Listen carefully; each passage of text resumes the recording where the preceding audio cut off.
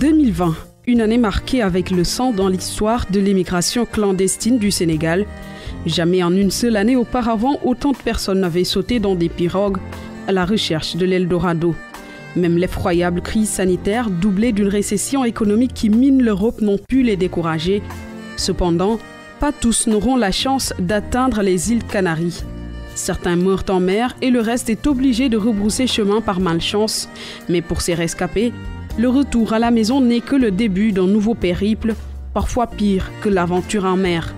Comment est-ce que ces ex-candidats vivent leur quotidien? Vont-ils finalement décider de rester dans leur pays? Quel rôle de l'État face à cette situation? Un retour pour un nouveau départ? C'est une investigation de Asmo Marlo.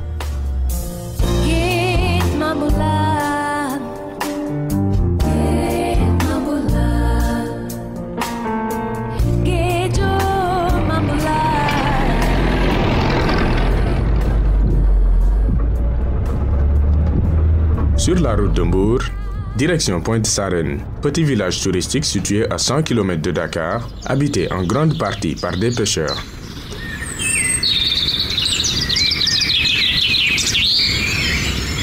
Les rayons du soleil crépitent déjà sur ce havre silencieux. Pendant ce temps, nous sommes chez Mamadou Mbaye, ancien pêcheur âgé de 73 ans, assis dans la cour de sa maison, qui est comme imbibé dans une oppressante tristesse. Il s'ouvre à nous. Vous savez, quand vous vous rendez compte qu'à l'image de votre père, vous avez acquis des responsabilités au sein de votre famille, vous êtes souvent prêt à tout afin d'aider vos parents. Si les jeunes pouvaient obtenir ici ce qu'ils peuvent gagner en Espagne, ils ne partiraient pas. Maintenant qu'il a vu son fils revenir au Sénégal après avoir tenté de rejoindre l'Espagne à bord d'une pirogue, voilà ce que ressent Mamadou Mbaye. De la peine et beaucoup de déception. À mon âge, après toutes ces années de travail, j'étais censé me reposer grâce à mon fils. Mais je ne peux qu'accepter la volonté divine.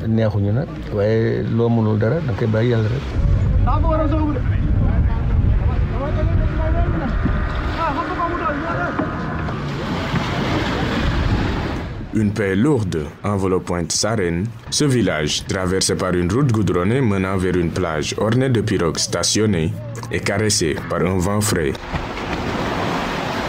C'est ici, sur cette plage même, que le fils du vieux Mamadou Mbaye avait donné rendez-vous à ses amis. Et pour le jeune homme, il était question de rejoindre l'Espagne par tous les moyens, en toute discrétion. C'est ici que nous nous étions donné rendez-vous. Il était 0 heure passée. Par prudence, la grande pirogue ne vient pas nous chercher sur la plage. Elle attend en haute mer où les candidats sont acheminés par groupe dans de petites pirogues. Nous étions entre 86 et 88 en tout. 86-88,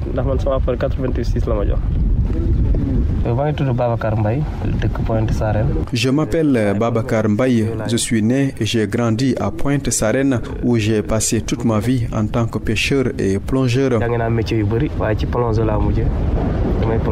Le voyage était un long périple digne d'un scénario de film.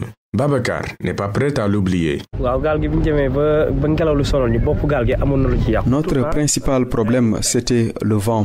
Au bout de notre 5e jour en pleine mer, la proue de la pirogue était sérieusement endommagée. Les 15 kilos de clous que nous avions étaient déjà épuisés, de même que la nourriture et l'eau à boire. Les passagers paniquaient et certains déliraient la nuit. Je n'ai jamais vu rien de tel. C'était l'apocalypse. C'est pourquoi nous avons rebroussé chemin.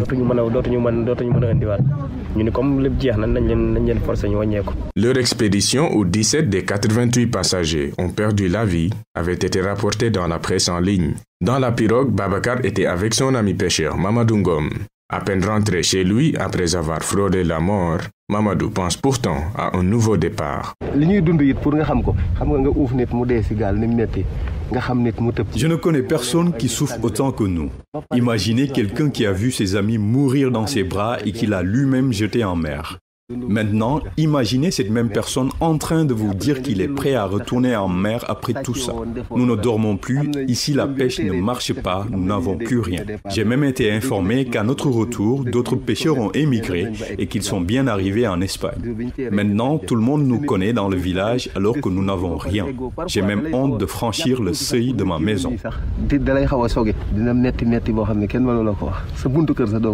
Quant à Babacar, marié et père de 3 enfants, il espère voir sa situation changer bientôt, sans quoi son unique option, reprendre la pirogue comme son ami, direction l'Espagne. Si les choses ne s'améliorent pas parce que la pêche ne nourrit plus son homme, je n'aurai pas d'autre choix à part retenter l'aventure. En plus, je commence à prendre de l'âge. J'ai 42 ans et j'ai des gosses. Si je ne le fais pas maintenant, ce sera trop tard dans quelques années. N'avez-vous pas peur après tout ce que vous avez vécu? Je n'ai pas peur car je ne connais que la mer. J'y ai passé toute ma vie. Même des gens qui ne sont jamais montés dans une pirogue rallient l'Europe. Alors moi qui suis pêcheur, si je reste là, ce serait vraiment la honte. De retour chez eux, le quotidien des 2 pêcheurs est un martyre sans fin. Ni l'un ni l'autre ne peut immédiatement reprendre le travail pour des raisons propres à chacun. Je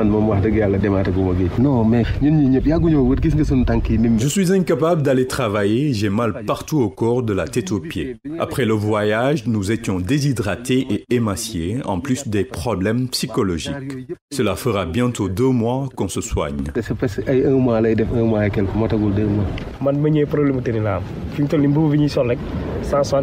Depuis mon retour, il me manque une tenue de travail. La tenue d'un plongeur coûte 160 000 francs CFA.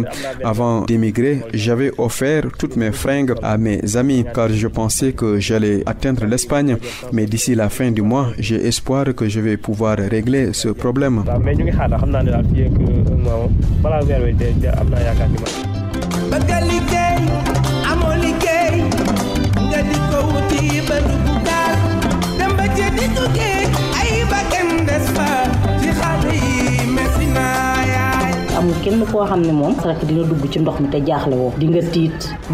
Le fait de savoir que ton frère a embarqué dans une pirogue pour émigrer t'entraîne dans une peur irrationnelle. Cela t'empêche de dormir et même de bien manger. Tout ce que tu peux faire, c'est prier jour et nuit afin qu'il atteigne l'Europe. C'est vraiment impossible de rester tranquille et tu ne peux t'empêcher de scruter ton téléphone espérant un appel de lui.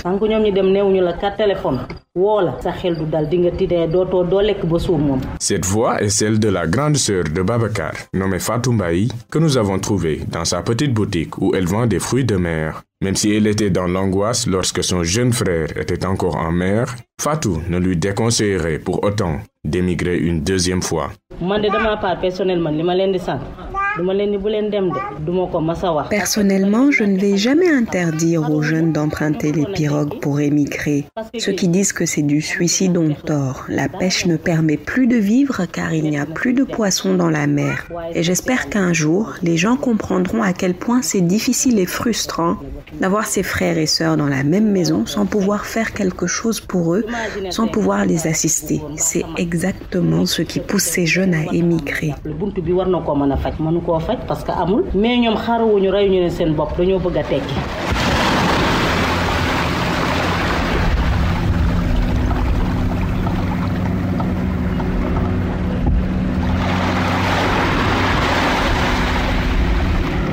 La plage de Pointe-Sarène est un immense monolithe de sable à perte de vue. Elle est jonchée de tentes trouées bricolées par les pêcheurs en guise de sanctuaire pour édulcorer les supplices du soleil. Nous y avons rencontré ce vieux pêcheur.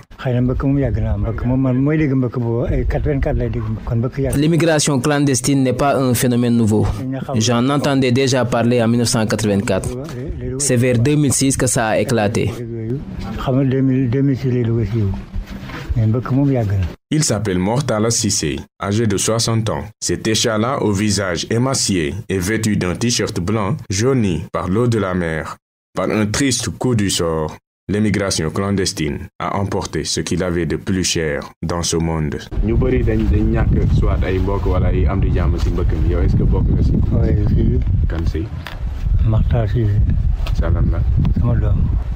Dans cet échange en Wolof que vous venez d'entendre, Mortala nous a expliqué que son fils unique, Makhtar Cissé, a été emporté par les vagues de l'Atlantique.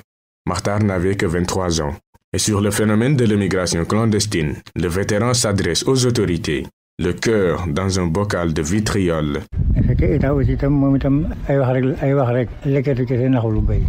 L'État ne fait rien pour aider ces jeunes à rester ici pour réussir. Personne ne se laisse plus duper par de fausses promesses. L'État a toujours parlé, mais n'a jamais rien accompli. S'il voulait réellement solutionner ce phénomène, il l'aurait déjà fait. Les autorités brandissent des menaces contre les candidats et les parents qui envoient leurs enfants émigrer. Mais eux, ils peuvent parler car ils vivent dans l'aisance et ne connaissent pas les réalités du pays.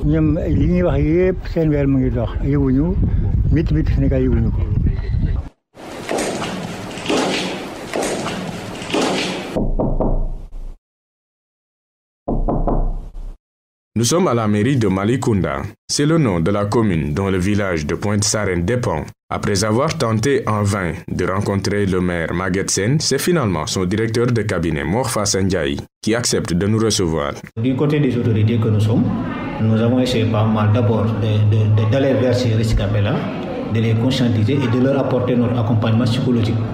Parce que vous voyez nettement que puisqu'ils ont au moins tenté une expérience qui ne leur a pas réussi, mais en retour au niveau de leur famille, ils ont la lourde charge non seulement de se retrouver encore en face de la famille, mais également de supporter un autre poids psychologique du fait qu'ils ont vu leurs frères, qu'ils ont vu leurs sœurs périr à travers donc, les mers et qu'ils ne pouvaient absolument rien apporter en termes de secours et consorts. Et j'ai parlé avec des pêcheurs qui m'ont admis en toute sincérité qu'ils essaient en tout cas de se débrouiller, mais si jamais les choses ne marchent pas, ils risquent de reprendre.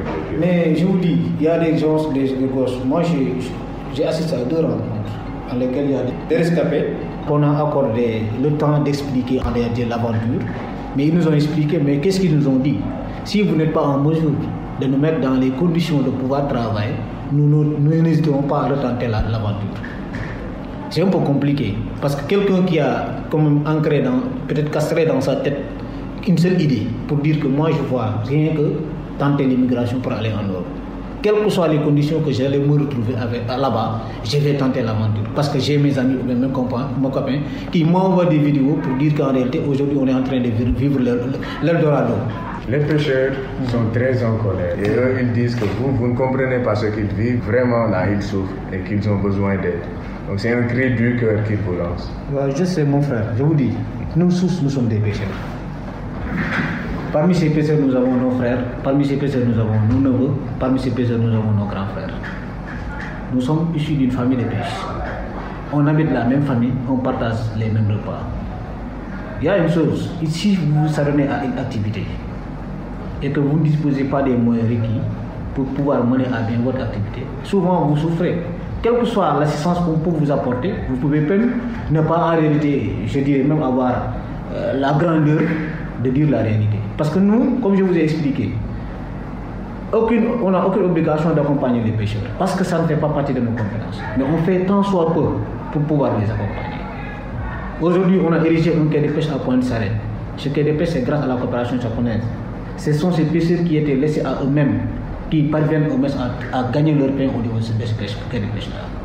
Les pirogues, je vous ai dit, faites le tour du département de Bourg. Il y a 16 collectivités territoriales. Vous ne pouvez pas voir une seule commune qui a pu bénéficier de plus de 300 moteurs de pirogues. Et j'en fais comprendre. Les pêcheurs nous ont dit que c'est très bien, ils saluent l'initiative du gouvernement de venir à leur chevet, de financer, de subventionner l'achat des moteurs. Mais leur problème actuellement, c'est qu'ils peuvent avoir des moteurs et aller en mer et qu'il n'y a pas de poissons. C'est ça en réalité. Donc comment est-ce que vous comptez régler ce problème de... Bon, vous savez que ça, c'est une compétence qui nous dépasse nos autorités locales. Parce que déjà, le domaine public maritime, ce n'est pas de la compétence des collectivités territoriales.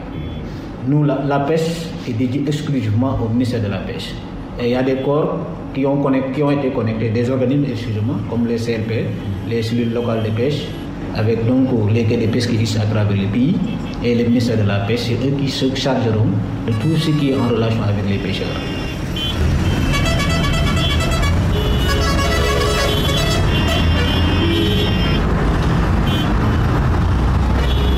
Retour à Dakar, où nous avons pu nous adresser aux responsables du ministère de la Pêche afin de les entendre sur leur programme destiné aux anciens émigrés clandestins. Diène Faye, directeur des pêches maritimes du ministère des Pêches et de l'économie maritime. Plusieurs projets et programmes ont contribué à l'amélioration des conditions de production, notamment dans la sous-branche artisanale et à l'employabilité dans le sous-secteur de la pêche.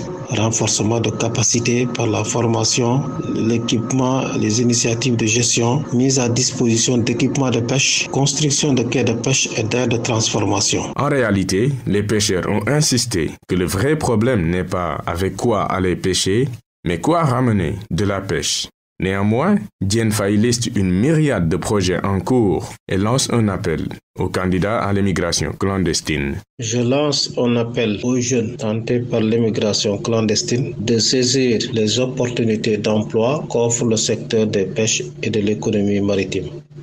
Un certain nombre de projets et de programmes sont en cours d'exécution et vont contribuer à la lutte contre le sous-emploi.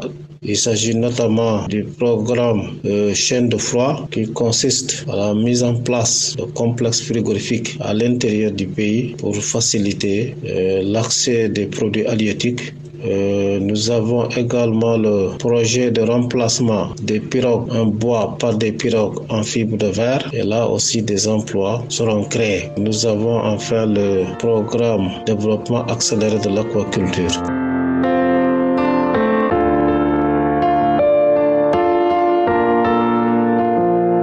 Depuis leur retour à la case départ, les ex-candidats à l'immigration clandestine se retrouvent dos au mur, n'ayant pas d'assurance quant à leur avenir.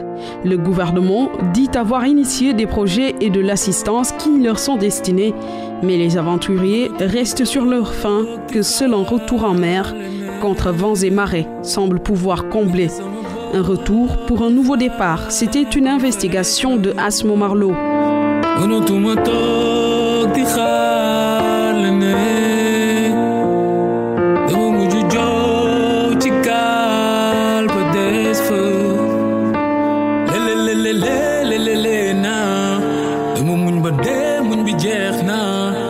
si diggu géej wet na réer naa sama bakkene root su géej gi maree naan loo sóoraale da lay diisal doo fàtte ñi ma bàyyi ginnaaw